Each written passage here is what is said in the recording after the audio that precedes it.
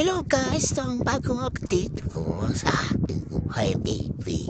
So ito ngayon, ito ang morning routine namin ng aking mama. So ayan, exercise dito, exercise doon. Pulma dito, pulma doon. Naiinis na ako, lagi na humulman ako. Pero napansin ko, mahaba pa yung ulo. So kailangan talaga siya ulmahin. Kasi baka mamaya, hindi ka niya, conehead ako. So yan, pinaggigigilan ako ng aking mami. Actually, hindi. Minamassage niya ako kasi nga para hindi balik ko yung aking mga braso. Hindi ako maging sakang. Alam niyo naman, mga matatanda yun. At diba, matanda ng mami ko. Pakita po siya, hindi po si Pai kita din eh. Tulpo ka nung filma sa akin eh. Pangit ng mami ko, no? Iniisip ko, o kaya naging mami to. Ang ganda-ganda ko. Tapos yung mami ko, pangit. Irulang maganda. Tinatawanan pa ako nito. Ano kayong gawin ko dito? Iinis na ako eh. Lagi na lang ako naiinis pag mami ko may ginagawa sa akin. Alam niyo yun? Kasi parang pinanggigilan niya ako lagi. Oo, ako sa gigil. Lalabog ako, oh my gosh. Pero fairness, ang tsabebe ko na pa rin. Tsabebe pa rin ako. At saka, mas nagiging tsabebe na. So ayan, thanks to my mommy's ganas. Yung dede niyang maliit pero maraming laman.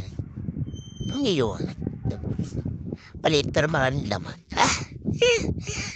Maraming na po. Diba? Ayan, hirap na hirap siyang patapay na huwit. Mapipipan ako taka na ng pilay, mami, tignan mo. Ayan, nag-chop na ako niya. Palabas ako ng gatas. Kasi hindi niya alam eh. Hindi niya alam patapain ako eh. Oh, look at that. Pero utsak na ako na utsak. Tapos siniga ako. Diba? Hindi pinunasan. Diba? Di nang basa na yung mukha ko. Ako talaga yung mami ko. Tignan mo. Di talaga na pinunasan. Ganyan pa siya. Gigil talaga. Talaga nang gigigil ako. Inayos ko na yung ulo ko. Nahiya na ako. Tapos, tignan pa na yung braso ko. Sabi, batsak ko. Oh my gosh. Talaga naman ang mami ko. Ayan, sige.